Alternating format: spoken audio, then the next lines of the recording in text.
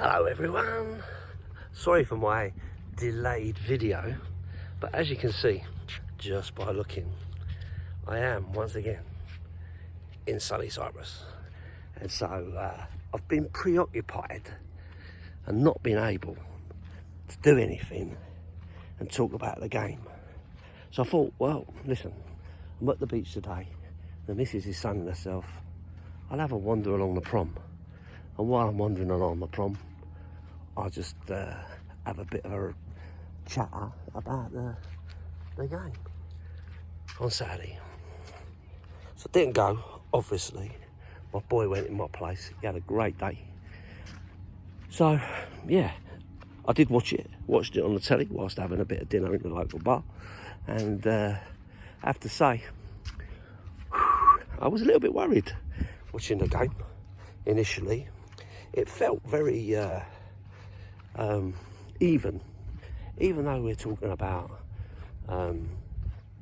Leicester being at the bottom of the table and all that.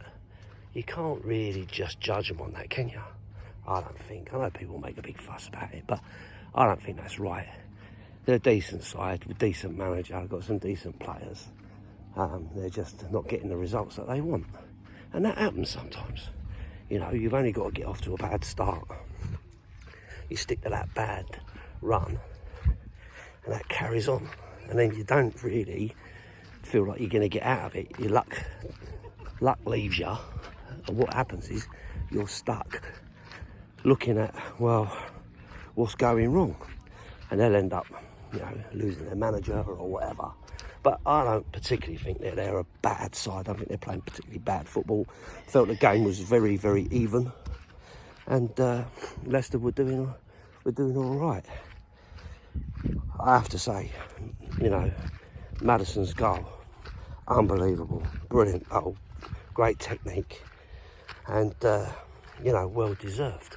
But then, of course, Hugo was also playing some fantastic football. I mean, his saves were brilliant, you know. But he tends to have a bit of a wobble, and I do worry when other players play the ball back to his feet. That worries me slightly when that happens, always. But as a shot stopper, he's one of the best around. And I don't think you can deny that. Pulled off some fantastic saves. Harry Kane is in the goals again, which is always great to see, especially this early in the season. You know, I'd still be inclined to have a few quid on him for Golden Boot. I know Haaland's banging them in like there's no tomorrow, but I still think, you know, Kane and Son 1 and 2 for the old Golden Boot. It's got to be worth a fiver, surely, of anyone's money. So yeah, I was a little bit, you know, I do think, you know, he's absolute class. Bentancur, of course, getting his first goal of the season. That's always great to see. You know, a player that's played so well and underrated, not really picking up lots of plaudits. Apart from like the people that watch the football all the time, kind of pick it up. But for me, you know, he's been sort of underrated. Kulusevski has probably taken most of the plaudits as he's come in. But yeah, I think, you know, to see him get his first goal, you could see how much it meant to him as well, which is fantastic. And seeing other players scoring as well, not just the normal suspects, is always great. You know, that's always great to see. But of course, you cannot talk about this game without talking about Heung Min Son. It's all about him.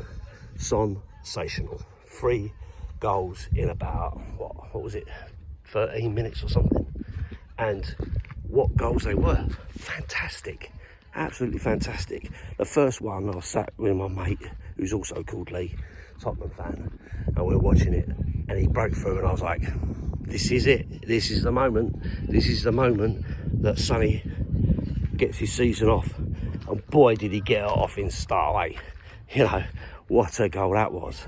You know, and then for the next one, curling it in the toilet. No keeper is going to save that. And then that real tense wait for the third goal to be confirmed as a goal because of the offside VAR saves the day. Sonny gets his hat-trick, and we're all crazy. Fantastic, absolutely fantastic. I'm so happy for him. And you can see all the players were really, really happy for him as well. They loved it, didn't they? They thought it was fantastic because he's such a popular member of the squad. So, brilliant, happy days, you know. And the game ends 6-2. Tottenham look like they've absolutely bossed it and smashed it. It ain't the whole story. We know that, right? And this is Tottenham. This is Tottenham. But for me, again, like I keep saying, if we're not playing particularly well, but we are still getting the results, that bodes well for when we do start playing well. Because, guys, you know it's coming.